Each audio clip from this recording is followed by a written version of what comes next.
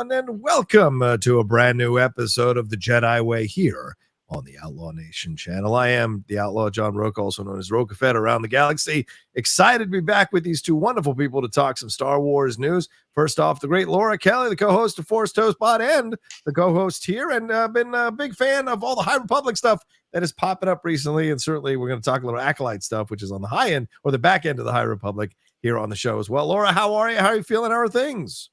I'm good. I'm happy to be back with the three of us finally. I was gone, and then Kevin was gone, and now we're finally all back, and all feels right with the world. Yeah, you all on your separate missions. Everyone's back on the ship now. Jesus, it took a while to hold it steady, but you got your green screen going on behind you. Shout out. What is the background behind you there? Okay, the background, I should have gotten the video because somebody colored Rogue One, the hallway scene, to be blue, and I thought it just looked, the still looked so cool. So it's Vader back there, Oh, nice. But it's blue, and I like the little glow that I'm getting back here with the blue glow. Does it make my eyes look bluer? I don't know. You guys tell me. Yeah, you're popping. Absolutely. And of course, the third member of our trio here, who was out before, but now he's back, Kevin Smets. How are you, Smetsy? Nothing can be done with this face about this background, so I just whatever. In fact, when I was trying to get the lighting, maybe it's better if I just completely turn the light off so you can't even see me at all. Let's be honest. But other than that, I'm doing great. Yeah. Oh, good. Yeah. Good to hear. Good to hear. I see Coruscant behind you, another bustling city there. So a lot of fun to be a part of that. But yeah, we are back here to have a little fun, to have conversations. We're going to talk about the Acolyte, as I mentioned. We're also going to get into some news that's gone on here recently from Forbes, talking about whether Disney has made a profit or not made a profit. A very extensive article from Forbes on the Disney Star Wars situation that we're going to explore as well. We're going to review the last two episodes of The Bad Batch, and we're going to talk a little Star Wars Outlaw stuff. As if Kevin Smets can stay awake through that conversation, we're definitely going to talk about Star Wars Outlaws here on the channel. But and just a quick reminder, just want to ask you all as we're about to start, please remember to subscribe to the channel, hit the like button, and if you're liking the comments, you're liking what we're talking about, make sure you leave the comments down below as you watch along with us here on the Jedi Way. All right, let's talk about it first. It is the Acolyte. Let's get into it here. Some news broke through interviews today, this week. According to Entertainment Weekly, and this is what Dafne Keen, who is being interviewed by Entertainment Weekly, spoke about the show, talked about the Acolyte, how exciting it is for her. When she was asked about matching the action sequences of past Star Wars shows, she went so far as to say she wanted to beat them. She said it was very much on top of mind. We want to top the Darth Maul fight, the most iconic fight, I think, in the Star Wars cinematic universe. It's such an amazing fight, and we were all excited about the saber fights here on the Acolyte. There's such a skill and craft to it that feels so OG Star Wars and feels so impressive when you see it as a viewer. Of course, that's not Dafne Keen on the screen, but possibly who Dafne Keen will be fighting in this fight down the road here in the Acolyte. So, Laura, you hear this news? There was some people pushing back on this and taking offense and umbrage that someone would dare to match the iconic Darth Maul fight. God forbid. What were your thoughts when you hear these comments from Dafne Keen? What are you feeling about the Acolyte stuff? Shouldn't they all be striving for this? That is my question. My response to this is a question for you. Should not every Star Wars lightsaber battle, any kind of battle, be striving for that level of accomplishment? I mean, I don't understand. I just don't understand. I clearly don't understand the world, because my first question for you guys was going to be, what is the controversy here? Because I heard that there was controversy. I just didn't dig into it. And I shouldn't be surprised. That is so stupid. Every single Star Wars duel with lightsabers should be striving for that level of perfection, because that truly is it's top tier duel. I mean, every single one should be going for that. So I don't understand why her saying that is a problem. Somebody please explain. Kevin, can you enlighten us on this issue? People taking offense to this. Dafne Keen, a new picture dropped of her there in her full-on outfit with the lightsaber training going on there. Of course, she wanting to match, daring to say that they want to strive to match one of the best lightsaber fights ever in the history of Star Wars with that Darth Maul fight. Your feelings about it? That's like saying, like being on a sports team and being like, I hope we're gonna go out there and let's do as good as not as good as the best. We're never going to be like Jordan, but let's go out there and try to do as well as Karan Butler or some random player. Come on. I don't know where I threw Karan, but I like Karan Butler, but I don't know where I came up with that name. But anyways, long story short, of course, you got to be striving to be the best. I don't understand if they came out and they were like, well, we'll never be able to be as good as the prequels, but we'll sure as hell try, G. Willikers. Like, no, you gotta have that. You gotta have that fire to you. You want to go after it and be like, no, we're gonna aim to be better. Like that should be the goal, is to elevate and be better. Now, will they? I don't know. Like, for instance, I mean, there's nothing that's gonna beat that choreography, perhaps. But what if they do, or what if they have something that's close to right? Same thing. Like I enjoy the methodical saber dueling from like Empire Strikes Back and Return of the Jedi, where they're talking to each other. So there's different saber battles that have their respective positives. So Dafne Keen wants to go after the top one, the most athletic and choreographed one from the Phantom Menace. Let her do it. Who cares?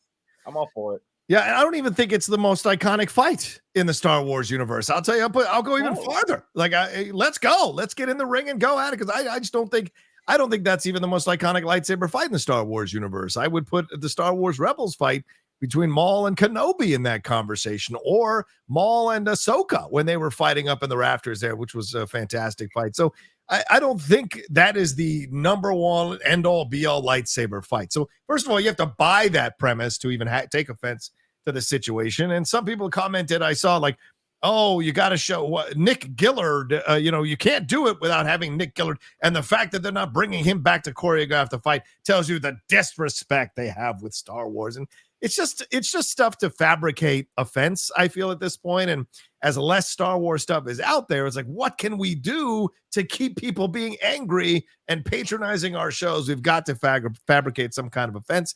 And there's nothing wrong with striving to match the greats. I mean, if someone walked in and goes, you know what, I don't want to be as good as Michael Jordan, that's a lot. I'm good. It's ridiculous, right? I don't want to be as good as the best. You should always strive to be the best you can be in anything you do. Will you reach it? Maybe not, but you're not trying to supplant it. You're looking at it out of respect, that this is the kind of level of attention to detail and mentality I should have going in when I'm doing a lightsaber fight. I should strive to be as great as the greatest Star Wars lightsaber fight, so that we can come close at least to achieving that. And you're saying that out of respect, not disrespect. So people see it as a disrespectful thing. I'm with Laura. Like, it does not make sense to me at all. Am I off base? Yeah. No, but I think that I think it is hard to compare animated Star Wars duels to live action. I think, but I also 100% agree with you. I think Maul v. Ahsoka in the Clone Wars is the best lightsaber duel maybe ever. I think I'm glad that she didn't actually come out and say, like, we're going to try and top Maul versus Kenobi and Rebels, because I'm just like, that's a different genre of fight. So but also fantastic in its own right. I like the idea that what we've already seen from this show is going to be like incorporating different styles of martial arts into it. And so I kind of hope that in the way that the Phantom Menace sort of revolutionized lightsaber duels, the way that it did for Star Wars back in 1999, that maybe we get something different and something just as epic out of this show. I do question. Okay. I'm going to be this person. Please. If a man had said this in an interview and the show had a male showrunner, do we think that we'd be talking about this? Or do you think people would be like, yeah, I'm ready for that. I like the confidence. I'm down. Oh, Hunter, if this is a male lead with a male run show and a male showrunner, no, I don't think anyone would have an issue with it. Absolutely zero. The people who have an issue with it would not have an issue with it at all. I don't know about that.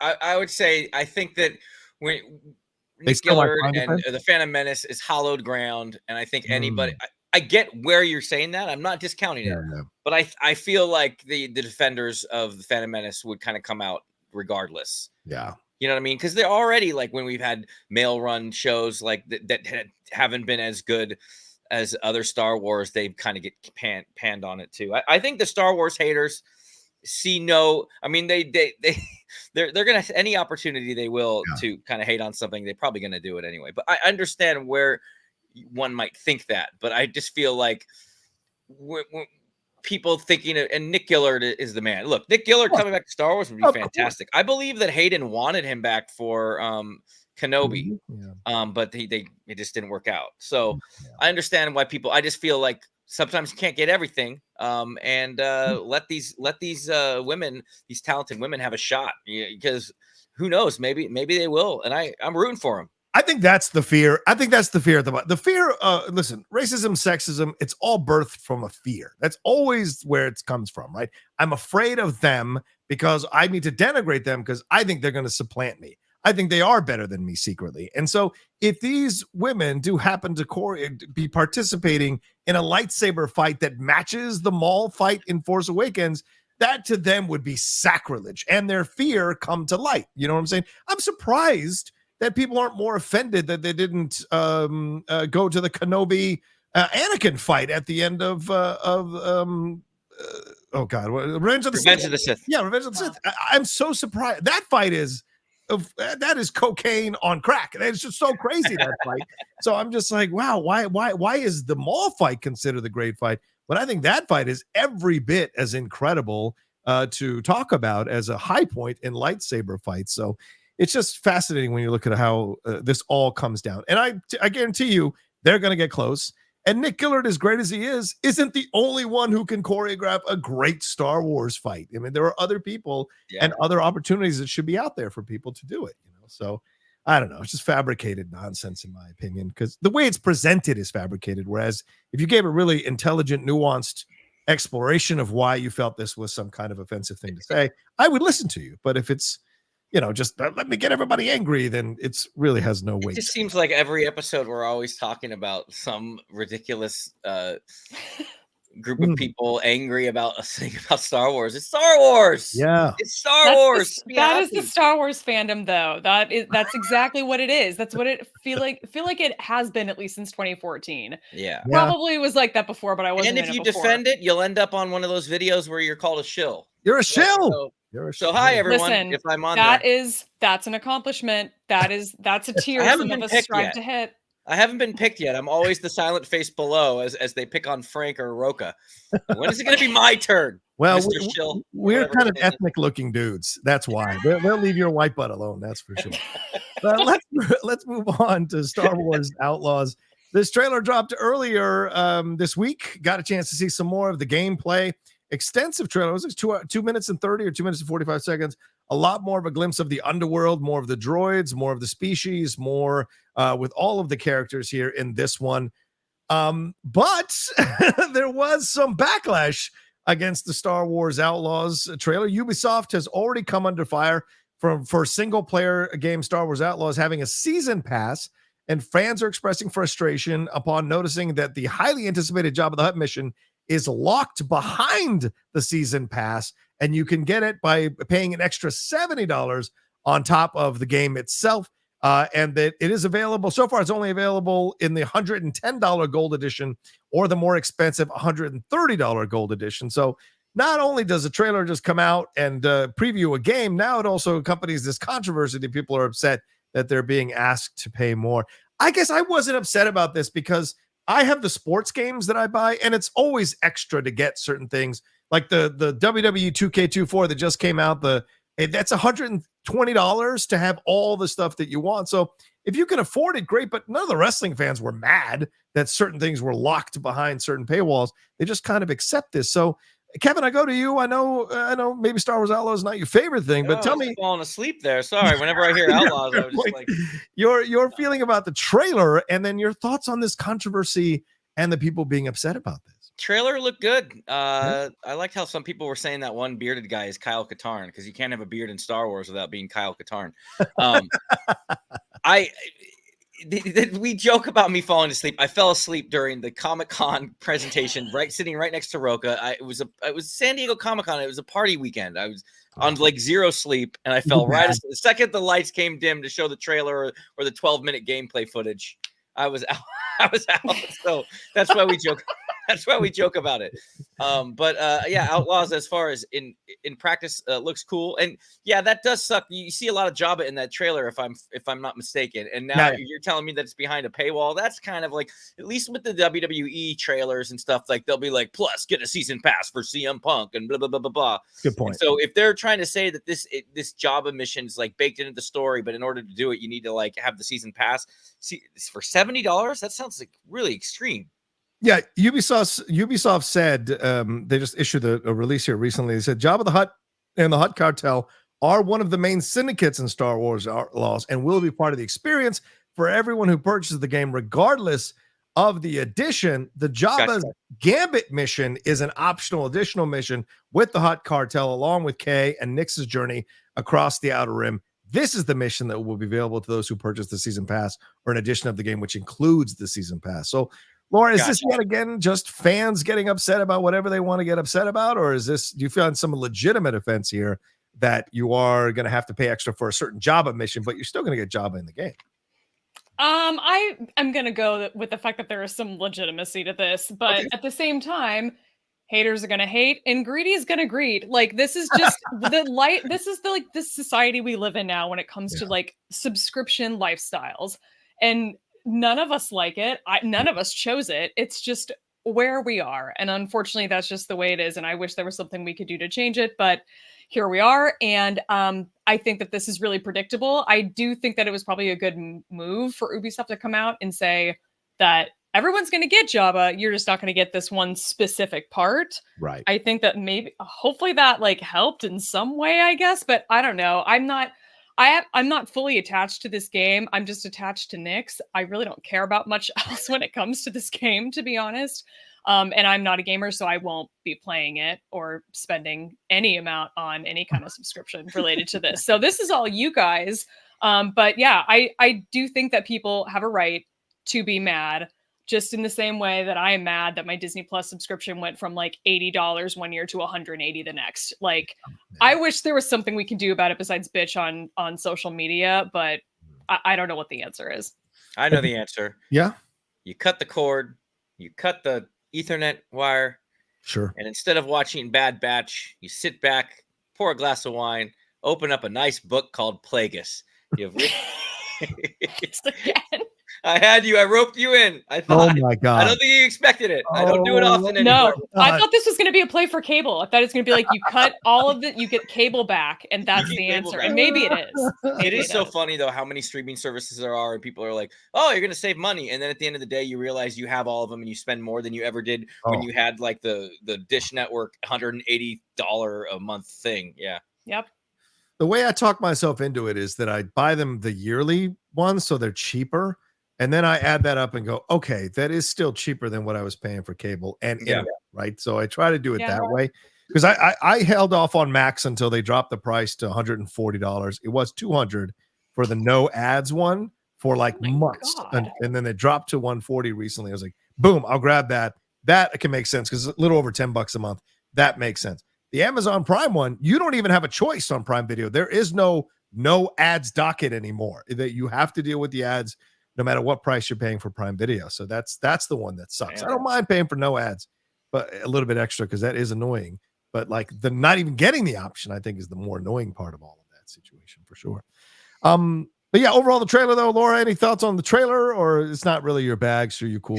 Okay. It's just not my bag. I think it's interesting that it's set in that little tiny period between Empire Strikes Back and Return of the Jedi. That's cool to get to see what the underworld's going to sort of look like in that time frame. Yeah. And I'm excited about the prospect of seeing Kira and getting more Kira content again. Yeah. But yeah, beyond that, this isn't. I am just kind of hoping that there's some tie-in material. I don't know if that's a book or a comic, because I'll participate in that part of it. But as far as the game, it's not for me. Maybe there'll be Dash Rendar from Shadows of the Empire. That's an old school. Oof. Remember that one, Rocha? No, I don't actually. Shadows of the Empire? Oh, Shadows of the Empire. Okay, Shadows of the Empire. It came out as a Nintendo 64 game. Also came out with a full soundtrack composed by Joel McNeely and a novel. And it was basically, and the character's name was Dash Rendar. Right. Which was like a Han Solo rogue type people. And a lot of the people that like hated the Solo movie are always like, that should have just been Dash Rendar's movie. Like swap out Solo for Dash Rendar. But he was like a cool character back then. But they did this like, they were trying to do this like multimedia cross promotion thing. It was like book, soundtrack, and a video game. And you can kind of like what you're like Laura was saying, if they had tie-in material. So maybe they'll do that. You never know. Yeah, maybe. I know Laura hates this, but I'm going to call an audible on this. This news broke just a couple days ago about a short Star Wars fan game about a stormtrooper fighting off zombie comrades. It's called Death Troopers. It's been developed by the Unreal Engine game, which was inspired by an old Star Wars book of the same name. So the game is that a ship filled with Imperial stormtroopers is overrun by a zombie-like plague that turns the soldiers into undead monsters. You play as a lone trooper who arrives on the ship after it has been infested. You have to survive the zombie stormtroopers who now inhabit the vessel. Have we jumped the shark when we go into zombie stormtroopers? I mean, I know Zombie Avengers was cool and zombies are back now that, Fallout is happening as well with zombies. I know they're called ghouls in essence, but they are zombies. Laura, would you play a game like this maybe, or do you think we've gone too far with zombie stormtroopers? I wouldn't play a game like this, but I also don't think we've gone too far. I don't mind zombie content. I'm all for it. I also like the idea of Star Wars diving into different genres. If we want to dive into horror, go for it. Nice. Yeah. All right. Your thoughts on this, Kevin? Would you like to see zombie stormtroopers play zombie stormtroopers game? Why not? And let's do a Nora Ephron Star Wars romantic comedy as well. Thank you, Kevin. This is but what they should look. They should do Lost Stars. They should do Lost Stars. They should. It's one of the best novels out there, better than Plagueis even. But Lost Stars is a great novel, and that's like a romance across the stars about two people. Like it's I don't even want to spoil it. It's really good, and you see sides from both the Empire and the Rebellion during key moments. One of the craziest moments, I guess I could spoil one part, is like when you get to know these characters and they're all friends and they're on the Death Star. And the guy's like, oh, my God, look, we're at Alderaan. Oh, I can't wait to show you. I want to show you my family lives on Alderaan. You got to see this place or whatever. Yeah. Like, so it's like in the middle of these great moments and you're with this group of young kids, these star-crossed lovers, and it's really good. So if they did a movie about that, not to hijack your zombies thing, zombies game. Yeah, but yeah, any new zombra. Any new genres is fine with me in Star Wars. I try to make a new word there. I should stop trying to make fetch happen. Genre. Hey, a clueless Star Wars. There we go. I mean, I might not have an issue with that. It's enough already. Star Wars can play in all genres, for God's sake. Stop trying to limit what it can do. All right, that's everything on those two stories. So let's move on to our last story, and it's kind of the big story, and that is the Forbes article that came out here breaking down if Star Wars has been profitable or not. Really strong article here. Laura is our finance expert on the show here, and even she was a little bit like, wow, look at all these numbers coming at us, breaking this thing down, talking about how much they paid for Star Wars. Disney did, which is $4 billion back then, which is around a little bit over $5 billion now, and how much profit they've made off the movies. And essentially the article implies that they have not made as much as they had initially said in this new financial document that they created here. And they fudged the numbers, left off the marketing budget on some of these. And so some people are like, see, they called them out. The Star Wars is not making as much as they thought, blah, blah, blah. But there's been pushback to this analysis now from people saying, well, they didn't factor in the comic books. They haven't factored in merchandise. They haven't factored in video sales, DVD, Blu-ray, 4K, what have you. They haven't factored in all the stuff coming off, spinning off rather, of these things. They haven't factored in. How do you quantify Disney Plus TV shows of how much profit you're getting off that? It's really hard to figure that out. But at the end of the day, even that strong analysis, countering the initial analysis from Forbes, says that though the basic point of this whole thing is true, which is that Disney makes more money when the theatrical films are successful versus what they're doing now. So, Kevin, your thoughts on this, and then I'll go to Laura as our financial expert after that. Your thoughts on this article, your thoughts on this breakdown and the pushback on it in terms of the analysis. Look, I'm no math magician. Okay, so I don't know. Sorry. Are they trying to say that they have not? They are like they've recouped their original $4, right? At least, but they're just saying now. That's what they're saying is that they're not. They haven't. Yeah. How's that? That's crazy. But yeah, I mean, they put a lot of money in the machine. I mean, I thought they would have. I remember hearing about the sale that they would have recouped their money like easily, like within 5 or 6 years. Yeah. So we're almost at the 10-year mark, right? Like, 2012 is when they bought it. I was in Costa Rica when they bought it, by the way, at a wedding. Nice. I'll never forget it. Like, yeah, everybody, it was like, oh my God, they're doing 7, 8, and 9. We're like, what? Crazy. But yeah, so it's been over 10 years. I figured by now, but I guess the first release was in 2015. Yeah, I thought by 2020 they'd make their money back. 5 years, like each movie makes so much money, but I forget of how much money they kind of churn into the advertising of it. But yeah, I don't understand how Disney Plus. I love it, and I love these shows. But you know me, I'm the one big proponent of let's get back in the theater. How do Disney Plus shows make money when I know it's based on subscriptions, but they also have 50 million Marvel movies they're putting money into and Disney productions. So like, how do they make money within this format?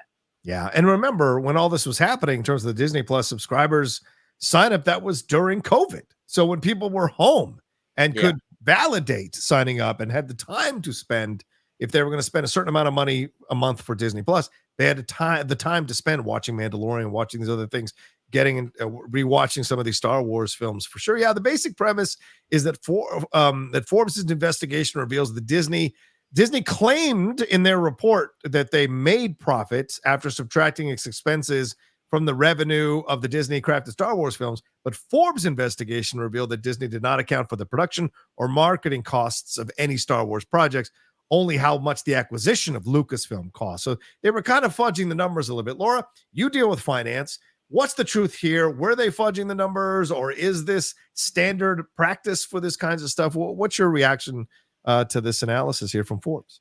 Well, to be clear, I work for finance people. I myself am not a financial expert, but I do read a lot of this stuff throughout the day. So this Forbes article was really interesting, but this is it was a lot to go through. I think that the most interesting, probably the best illustration in this article is the bar chart that's like probably halfway through if you're actually looking at the Forbes article, where it breaks down the box office share. It shows how much Disney spent to make the money, and then it shows how much money it actually made. It shows the difference between that one big number. So that was really enlightening. I think this article also does go into the detail of like, there are some things that aren't included in this. And Kevin had asked, how are they making money? I think of things like back when Rogue One came out and they had that partnership with Nissan, with the Nissan Rogue.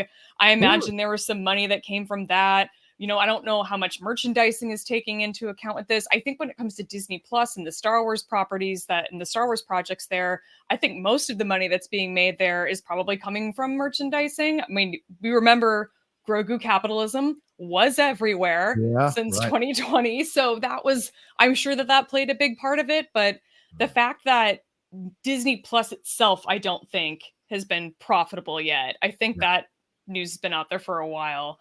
Probably plays a big part of this. And the fact that we haven't had a new Star Wars movie in a really long time, Star Wars probably in some respect is not pulling its weight when it comes to Disney and actually bringing money into the company. So I highly recommend this Forbes article. One of the things it does get into is all of the tax credits that the studio got from the UK government for filming the sequel trilogy in the UK and presumably the spinoffs as well. So they made a lot of their money back there. That was a massive tax credit that they got for making those movies at Pinewood. But yeah, it's an interesting read. It's just, I think that's probably a pretty common thing with these companies that put out these annual reports or these quarterly reports. So they're just like, look, all the money we made. Here's like a pretty graph that shows it. But it's like, you're not getting in the full story there. And I like that Forbes actually dug into this a little bit. It's really insightful. Definitely recommend. Yeah, they did. And then, as I said, Screen Rant pushed back on with their analysis. I want to give some respect to the writer who did this. Thomas Bacon pushed back and said, well, yes, when you look at it, Disney was trying to kind of fudge the numbers here to make it seem like they made a profit. And if you just focus on like a box office for these movies and just the box office for these movies and what's missing with marketing, then you can say, okay, they fudged the numbers here and actually they didn't make as much of a profit as they say. But what he brings up, which I think is great, is like all this other stuff, like novels, like comic books, like merchandise, like all these like DVDs, Blu-rays, whatever. And then the stuff that spin off from it, the books, there've been so many books, video games. I think they said in the article, like there hasn't been a week without a new issue of a Star Wars comic book coming out since 2015. So how do you quantify how much you're making profit on all of that? It would take such an extensive amount of research And how many, and do you think Disney's going to give you the actual numbers so that you can sit down and really make the actual analysis? I don't think that they would. Studios rarely do that because they like to hide their profits. One of the things he points out in the article, David Prowse has never received residuals for Return of the Jedi, even though he played Vader, because the studio keeps claiming that movie never made a profit. And so we find that we cannot wrap our heads around that. So this is what studios do sometimes when they don't want something to make a profit, so they don't have to pay you any money. They find a way to not make a profit when they want it to make a profit, so they can attract investors and impress their people and the shareholders on the board. Then all of a sudden they can make a profit. So yeah, it's a fascinating thing to break down and look at for sure. All right. Yeah. Anything more? Yeah, Laura, anything more to add? No, are we good? No, I think you make the good point, and Screen Rant made the point too of like you can spin numbers any way you want. You can present it any way you want. You can pick and choose your data and put it in any form you want. Yeah. Doesn't necessarily mean it's the whole picture. That's the case in a lot of industries. This isn't just box office I reports. do want to conclude by saying I think Disney will be okay. Yes. Well. Yeah, that's probably a fair assumption. That I think that they'll be fine. They'll come out on top eventually. Yeah, I mean, my own point of this, though, is it's such a dangerous time to put an article out like this that does not also have numbers for all the other things. I mean, nothing is in a vacuum. Disney isn't only making money from the box office on Star Wars. So to not factor that all in together, because those movies coming out, those TV shows coming out, that inspires more eyes to be on Star Wars product. So to not have all of those numbers and just restrict it to one thing and one thing only, as Laura said, that's how you make the numbers look a certain thing. And in this dangerous time when people are so battling each other about Star Wars, why would you feed the meat to the people who are already preconditioned to hate what Disney is doing with Star Wars? I don't understand that. To me, that's irresponsible journalism. Paint the whole picture, and then people will pick and choose as they do from what you've laid out, but at least paint the whole picture. So, as interesting as the article is, I do find it a bit incomplete in that analysis of how much profit has actually been made by Disney.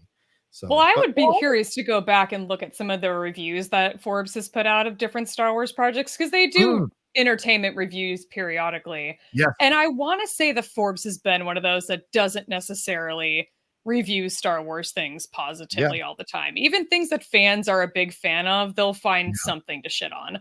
I could be wrong, but I know that I recall at least that happening at least one or two times in the past. So there could be some, a little bit of bias coming in. You might be right here.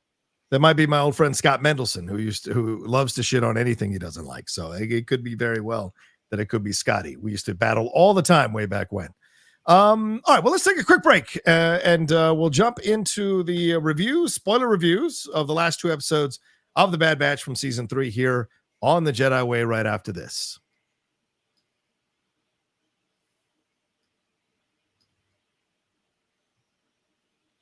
Okay, I take those breaks for when we put this up on the podcast feed, which I will be separating it out very soon. The Jedi Way will have its own podcast feed, and hopefully you all will subscribe to that in large numbers and enjoy the content we do. And maybe we'll toss a few just random episodes in if we want to have some fun having this conversation. So, all right, let's move on to this. Bad Batch Season 3, Episode 11 and 12, Point of No Return, and Juggernaut here. This basically the Mount Tantus Chronicles can continue in Point of No Return. They're rescuing Admiral Rampart, who is apparently now working in a penal colony and unable to communicate with his fellow penal colonists who speak different languages than he does. Gets saved by the Bad Batch because their whole goal here is to go into episode 13 into the breach here, where they go and take try and get Omega out of Mount Tantus, but then discover that they can't quite get there just yet. They have to jump on a whole nother ship to get there. So Laura, 12 and 13 here, Juggernaut into the breach, in my opinion, two good episodes, 12 being just a simple rescue mission, but 13 being the one where we go in with Omega and the rest, Eva and the rest of the young kids there, and we find out what's going on and what they're doing together. And then we see the Bad Batch try to get in there using Admiral Rampart's information to get close and get the coordinates to Mount Tantus. What do you think of these two episodes back to back here from Disney? Well, I think with Juggernaut, with episode 12 that came out last week, I wouldn't be surprised if people had been using the word filler with this one. Where's your sign, Kevin? I'm sure that there No were some people doing it. I didn't go out of my way to seek it out, but there was a mission. They needed to get from point A to point B. They did the mission. They got from point A to point B. End of list. It was just kind of this, it felt like this sort of in-between thing, where we had like this really big, epic, sad ending at the end of 11, and back in 13, we've got kind of some of the excitement building back up again as we're presumably building up to our big finale on Tantus. But Juggernaut was kind of this thing just thrown into the middle. We had to get Rampart back into the story for whatever reason. I thought she had a tracker on. That was I no. So she had a tracker, the comm, and then they took it away, and then Crosshair was supposed to shoot a tracker onto the ship. He shot and he missed. So that was the big tragic ending of episode 11. And to go even more into the background, I did have to go back and look this up for Juggernaut. I could not remember what happened to Rampart. I completely forgot that he was the one that was sort of running the show at Tapoka City when they destroyed it. Yeah. And it was the Imperial Senate that ended up having him arrested. Ultimately, he was the sort of fall guy for what happened at Tapoka City. So that's why he was in prison. I could not remember any of that when I sat down to watch this. I'm like, wait, who's this good-looking guy with the beard? What's happening here? But good looking, huh? Yeah, he looks great. I was happy to see Rampart back, and he's provided some real funny. I think he's brought some humor to this show. Actually, in episode 13, there's a really funny line where he like shouts something at Hunter from off screen, and it's perfect. It's really, really funny, and it made me laugh every time I watched it. So overall I enjoyed 13 more than 12, but I thought that they worked well together. I kind of wish it was a double episode. Because I don't feel like as much happened in 12, but it's fine. I'm glad we're drawing it out. I don't want the Bad Batch to end, and we're getting close to the end. So I'm glad we're kind of taking our time. Yeah. Kevin, your thoughts on 12 and 13 here from season 3 of the Bad Batch? Yeah, I caught up, and I had done the 2 episodes prior too. So I watched 4 today. Nice. While working. So that's why I might have missed a couple details here and there. So I didn't, I'm quick to write that down and be like, oh, filler episodes. But I guess when you watch them all 4 together, it's kind of just, it's this overall mission, which helps. Yeah. Were you saying that this one Juggernaut was only released today? Like this week that was the only one? Juggernaut was last week. 13 was Into the Breach. That came out and that was today. this week, right? So yeah, I watched them back to back. So back to back, they were great. So you're saying, so one was released this week, one was released last. I get it. Yeah. Like, being slowly spoon fed that. I could see why someone would be like, I feel like if I watched that one episode where they went to go get that guy, Rampart, I would have, if I only watched that in a vacuum or alone, I would have been like, filler episode. Like I thought, but I don't believe that way. When I watched all 4 together, maybe it just made like a great 90-minute movie for me. But all in all, because I wasn't here for your guys' last week's or 2 weeks ago show, I enjoyed those episodes too. So I think it's building up. I definitely know, like, rewatching these, like, I'm curious what your guys' opinions are on, is this a rewatchable show where, like, 5 years down the road, would you rewatch this or would you rewatch something else? That's a question for you guys. Because, like, I feel like some of these episodes, and it's not their own, it's not the fault. It's just, I don't think I would rewatch that. The kid episode is really sad. Like, that's really, and that soundtrack they do with that one instrument, I don't even know what it is, that piano pipe organ thing is just so sad, with those kids. But I'm really excited to see what Omega will do, and hopefully break free those kids, because that's a sad bit of business over there. I still think Omega's gonna sacrifice herself for the crew at some point. She's gonna sacrifice. That's it. Okay. And she's gonna go out on her sword, but in a blaze of glory. But yeah, overall, I thought, because again, I watched all 4 today back, so I might mix things up. So I'll just speak to it in all 4. I thought it's slowly building to this crescendo when they're all finally, like, this finale on Tantus is going to be awesome. How many episodes are left now? 2. And is it going to be back to back, or is it one after the other? One after the other. And is this something else people are complaining about with the run times? And I saw someone say, dude, Star Wars animation has always been that same runtime, no matter what. Who cares? It's 22 minutes, 24 minutes. Yeah. But are people complaining about the runtimes already? Yeah. Well, I think it's because people don't want it to end, right, Laura? Is that the complaint for the runtime? I mean, that's where I'm at. I would like to think that maybe 15 will be longer. I don't know if we know the runtime of the finale yet, but I could be wrong. I'm sure. But that's a really interesting prediction, I think, that you make, Kevin, saying that Omega may not survive this, because I think I totally can see that after watching episode 13. I think those interactions that she's having with those kids, I remember watching that the first time and just thinking like look how grown up she is. Like look at this little like kid that had never seen space before in that one episode where you can see hyperspace in her eyes when they jump.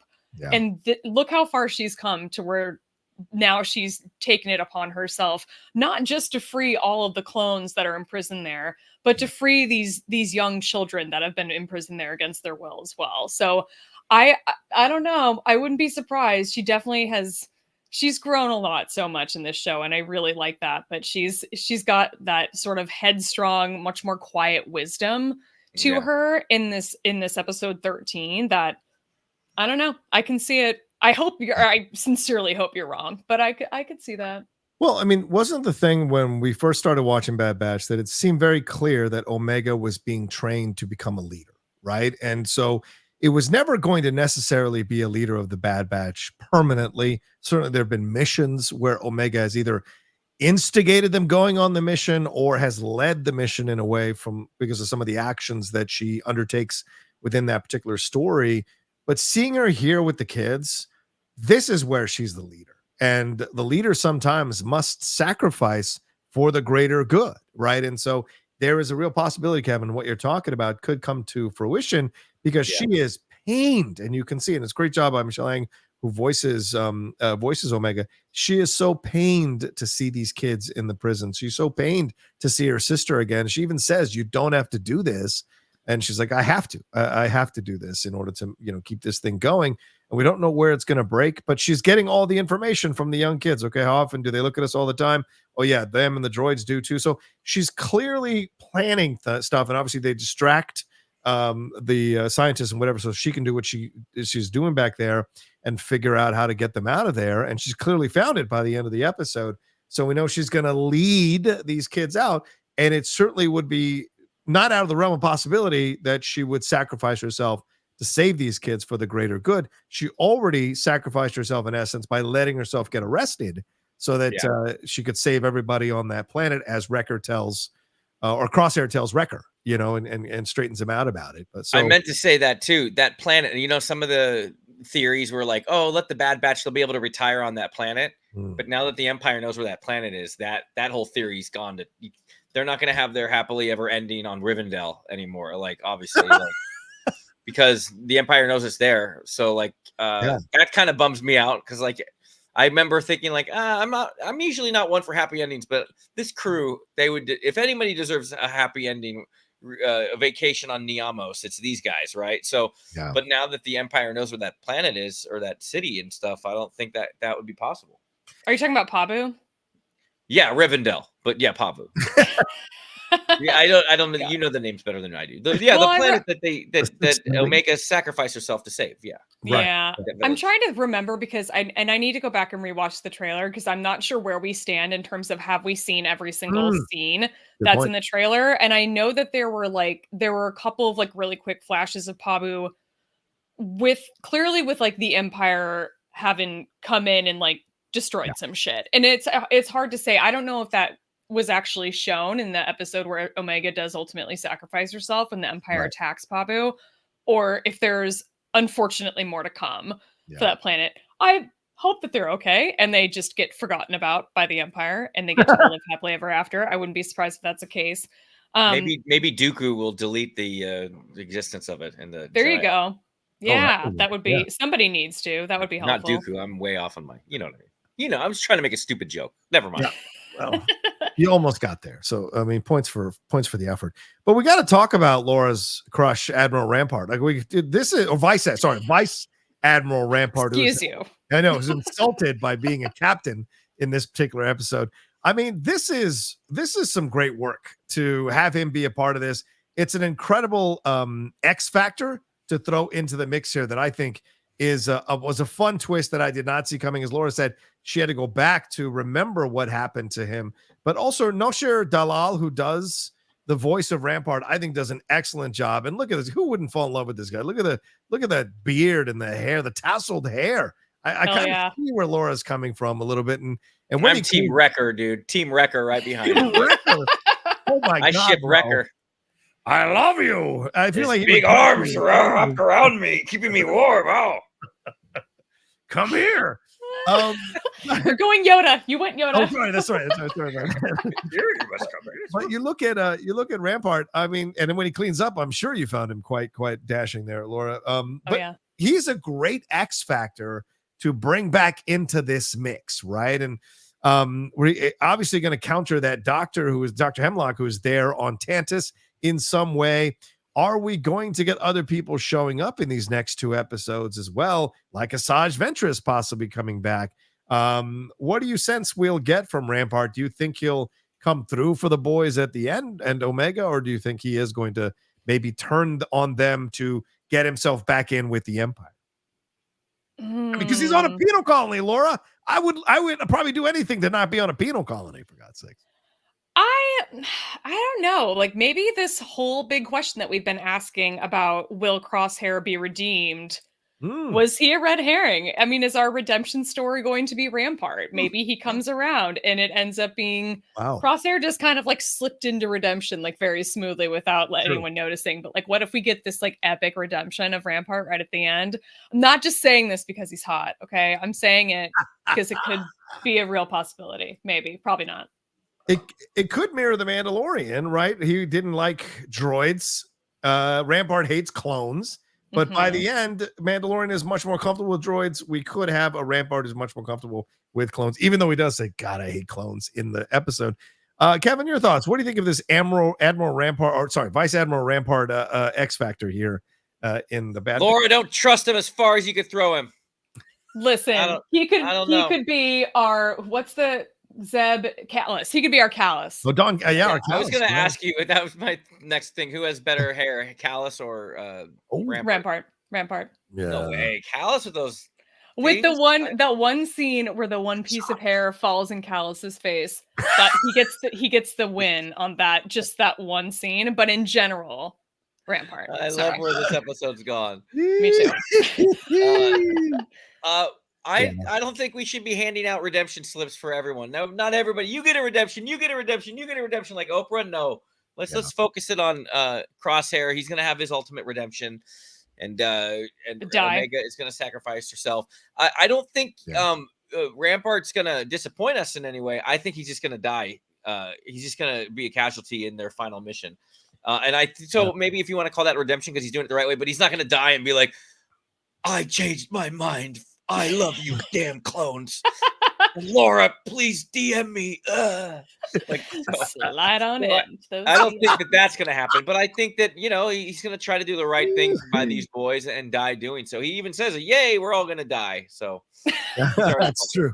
That was a funny line when he said that. But by the end, Echo is separated out from the boys, and that's the person I have most thought was going to die this side of Crosshair. And so, I mean, because he's already escaped death how many times, Echo? It seems like it's going to catch up to him eventually. So I'll be real curious with the way they left it. Maybe they're playing with people like me who think Echo is the one that's going to die, and he's not going to die. It's going to be Crosshair and Omega, but it doesn't look good by the end.